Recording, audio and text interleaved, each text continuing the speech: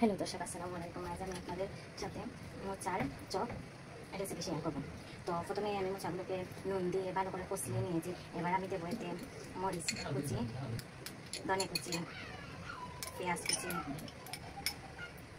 ময়দা, কর্নফ্লাওয়ার,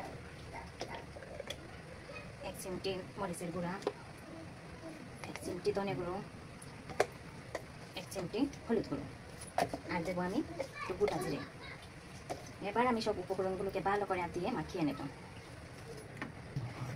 এবার চুলায় একটি কড়াই বসিয়ে দিয়েছি। এতে পরিমাণ মতো তেল দিয়ে তেল গরম হয়ে এলে আমি মোচার বড়াগুলো ভেজে নেব। এতে বড়াগুলো তেলে দিয়ে দেবো। বিসমিল্লাহ।